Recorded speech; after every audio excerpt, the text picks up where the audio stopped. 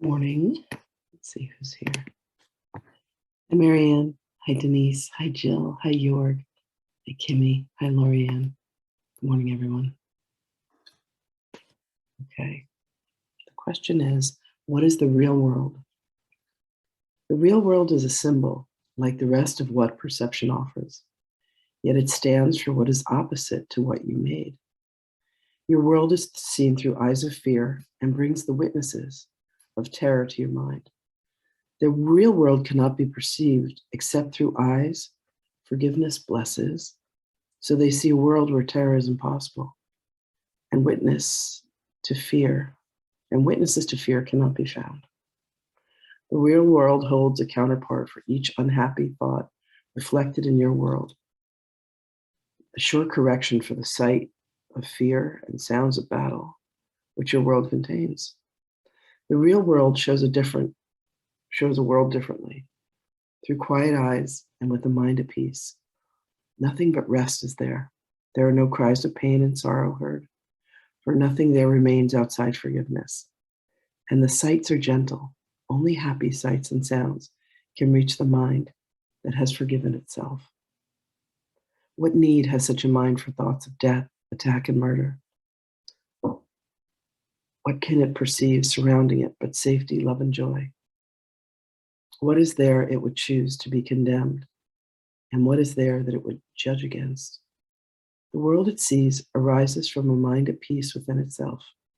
No danger lurks in anything it sees, for it is kind, and only kindness does it look upon.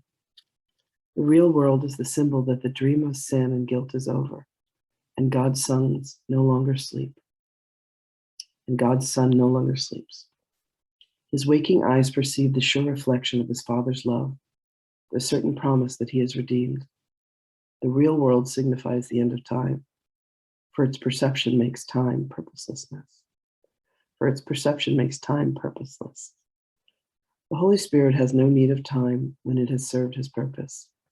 Now he waits but that one instance more for God to take his final step. Hey, Lorianne.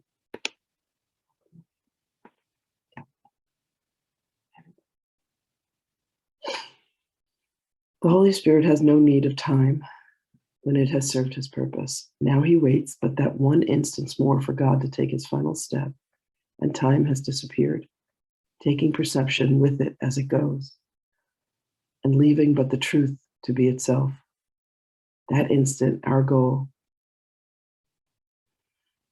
for it contains the memory of God, and as we look upon a world forgiven, it is he who calls to us and comes to take us home, reminding us of our identity, which our forgiveness has restored us.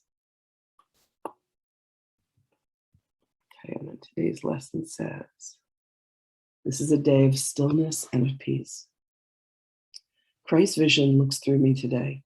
His sight shows me all things forgiven and at peace, and offers this same vision to the world. And I accept this vision in its name, both for myself and for the world as well. What loveliness we look upon today, what holiness we see surrounding us. And it is given to us to recognize it is a holiness in which we share. It is the holiness of God himself. Here's the prayer. This day my mind is quiet to receive the thoughts you offer me, and I accept what comes from you instead of from myself. I do not know the way to you, but you are wholly certain. Father, guide your Son along the quiet path that leads to you. Let my forgiveness be complete, and let the memory of you return. Someone sent me a translation of the transmission that I did yesterday. And Yeshua was talking about using the Ho'oponopono prayer. And he was saying to use it on ourselves first, like to forgive ourselves. And, my sense is that's really all that we're ever doing anyway, because everyone is a reflection of us. And it's this forgiveness. There's a group of us that are doing the Aramaic Lord's Prayer training with an incredible man by the name of J.M. Hammer. And J.M. was talking on a live Zoom the other day. And he was talking about the time that, that Yeshua had him be homeless, that it just struck like terror and fear into me, because I've created this really beautiful home in Virginia. And I thought, you know what? If I had to give up everything that I have, everything that I'm attached to, my cat, my home, my friends, and my family, just in pursuit of the love of God, then that's all worth it to me. Because, as Buddha says, all suffering is from attachment. So I'm willing to do whatever, to let go of whatever. We shall see. This is a day of stillness and of peace. I love this. Okay. Moving through Magdalene. Hi, Valerie. Good morning, my love. So sweet to have you all here.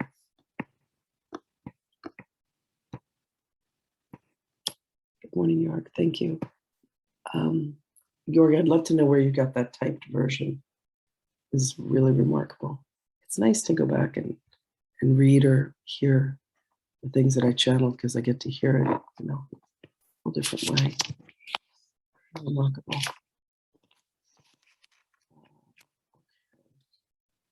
Go ahead and run through.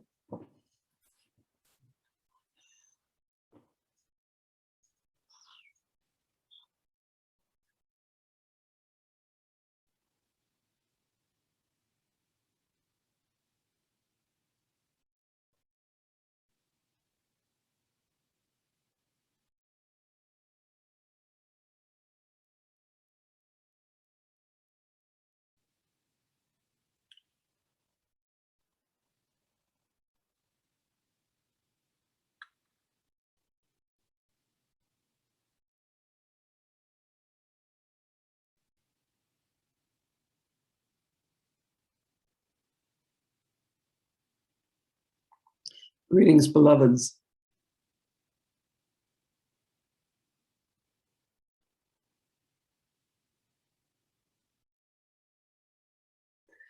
Beloveds, understand that the stillness and the peace that you seek will do one thing and one thing only, and that is to lead you back to the truth and the light, that you are indeed one with all, that there is no separation. The egoic mind looks for the separation. It looks to alter the truth. It looks for the pain. It looks for anything other than the peace and the love that abide. The peace and the love that abide within you, beloveds, you find through the stillness, not through the activities of the mind, not through countless conversations, or the machinations of the wheels that turn within, that say, I must do this and I must do that. You become task-oriented during your meditation, your moments of stillness. Instead, beloveds, you unlock yourself from the structure of ego that you have created that says, this is going to harm me, this is going to hurt, this person is not truly my friend, I am alone in these circumstances. When you undo this, beloveds, it is like undoing a corset or shoes, any garment that has been too tight on you, and you release and you relax into the shore and certain knowledge. You release and relax into the stillness and the peace, and there abides a truth of you that allows you to know that truly only love is real. And you stop looking for and indulging in the things that will lead you to believe in separation, the things that will cause you to say, see, I was right all along. Your righteousness falls to the wayside, beloved. And you come to know, you come to remember, you come to see that you are deeply connected and deeply related to everyone and every circumstance that exists in your life, for you have thought it into manifestation. You will find that there are no accidents, there are no coincidences. The Spirit has been guiding you along the way to bring you back to the truth, to bring you back to the love, to bring you back to the grace, that peace, that certain peace that is unwavering. Go to the stillness, beloved ones, and there you find us waiting. For you must calm the minds and allow the hearts to rule, allow the hearts to lead, allow the hearts to be what brings you back to the truth. You yourself are such an extraordinary creation of the divine. I know you intimately. We have been friends forever. We love one another dearly and deeply. And please call upon me, beloved ones. Please ask for my assistance. Call upon the Holy Spirit.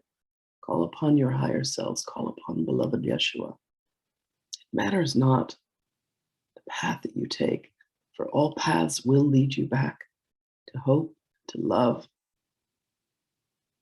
All that is required of you, beloveds, is to come into stillness, to allow the quietness to open the doors of your heart to the truth. There you will find your peace. There you will find the place that you have never truly left.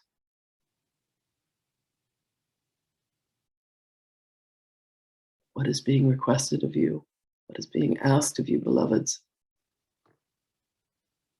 is to allow yourselves to remember and then accept the magnificence that you are. You want to cast doubt and you want to cast aspersions upon yourself. You want to believe that you are the rebel.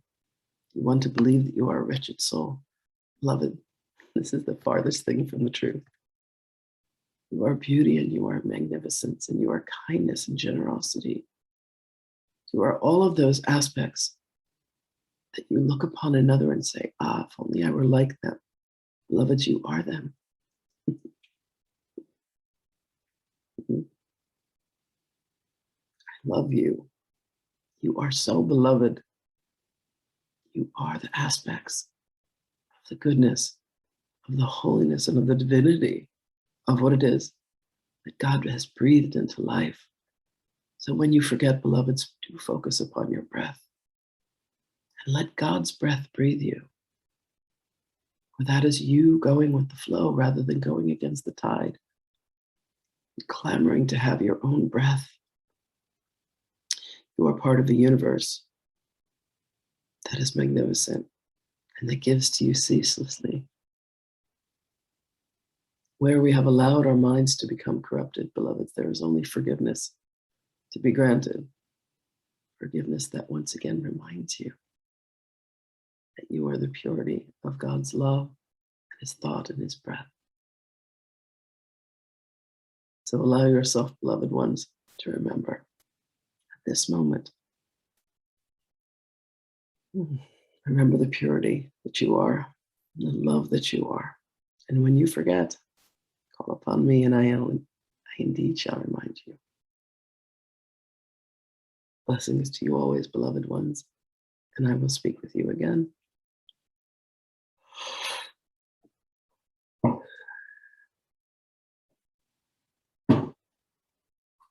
Ooh. Hi, Linny.